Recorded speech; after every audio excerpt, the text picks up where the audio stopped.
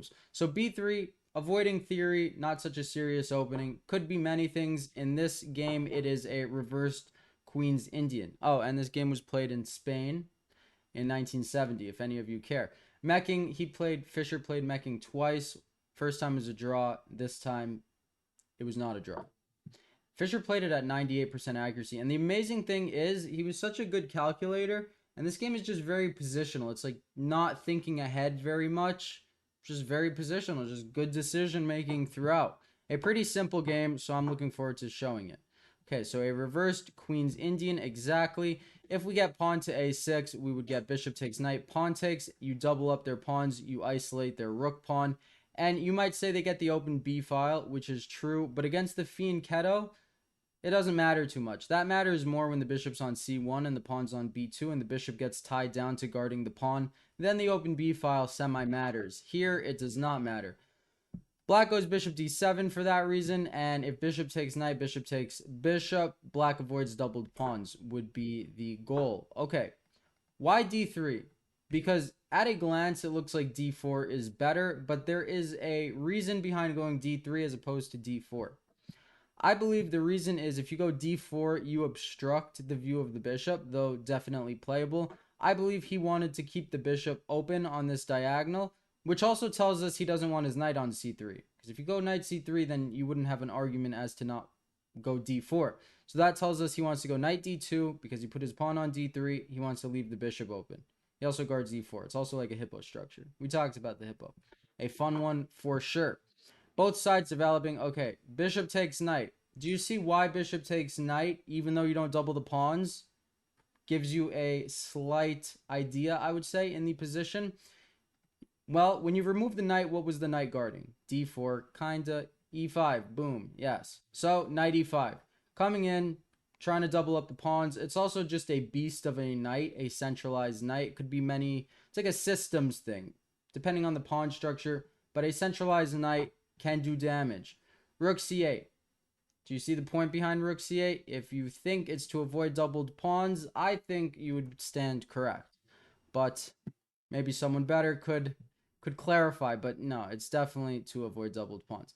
Knight to d2, not obstructing the dark squared bishop.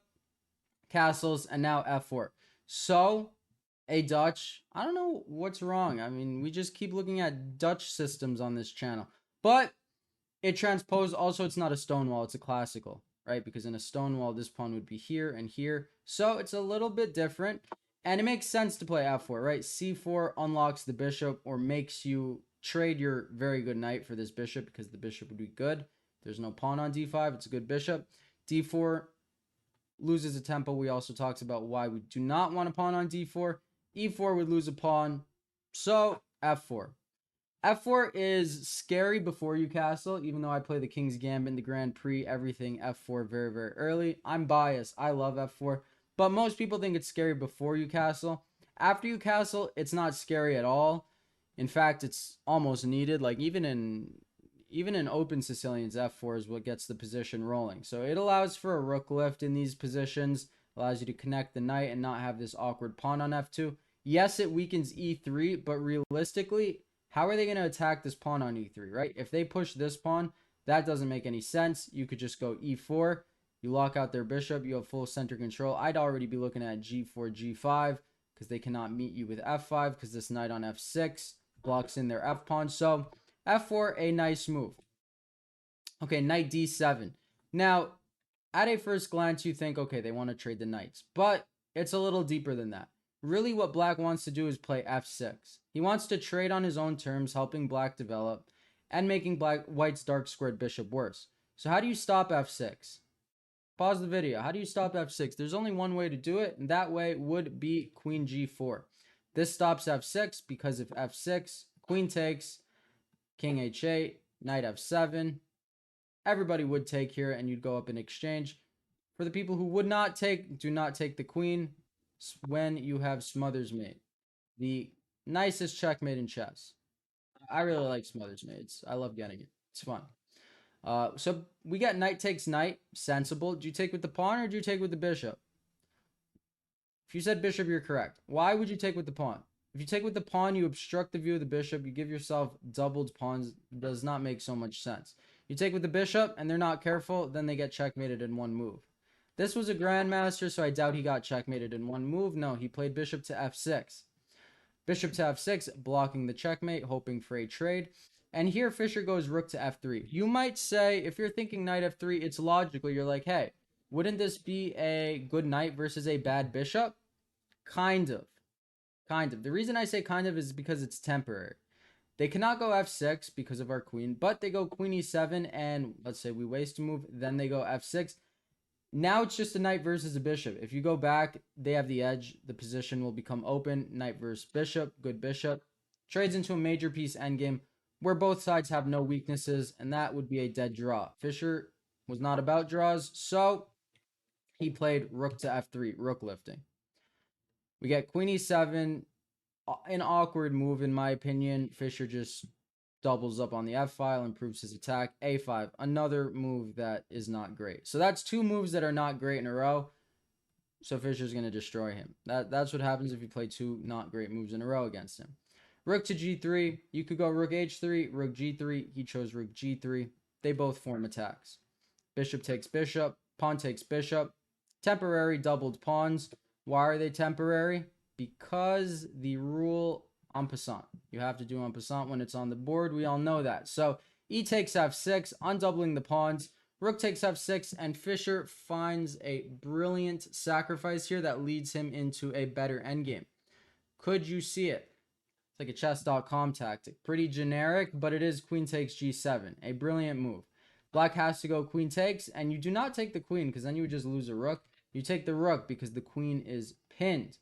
Now, the best black has is to give up the queen, and yes, white is up a pawn, but it is doubled and isolated, so it's still going to be a grind.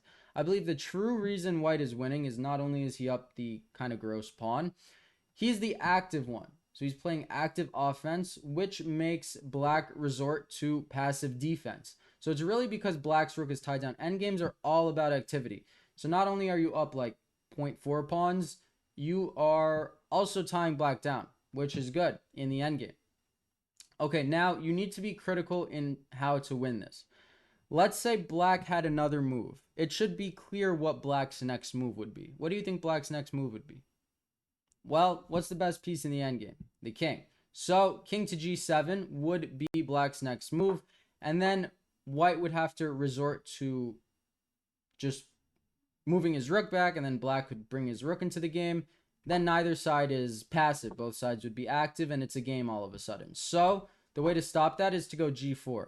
You don't want to go e4, because if you go e4, you get takes. If knight takes, they would just trade into a rook endgame where there's tons of tricks, traps. Black can easily draw this. You have one extra pawn, but it's doubled and isolated. That would be a draw. And if pawn takes, all of a sudden, rook d8, black is active now. He might give up a pawn, but he'll win the pawn back, threatening the knight as well. So this would be heading towards equality, which is not where white would want to go since he is currently up. So g4 is the way to do it, right? If king g7, g5, then you guard the rook. They cannot take. Things are good. We get a4, knight f3, bringing his knight into the position. A takes. Which pawn should you take back with? Well, the a pawn is better.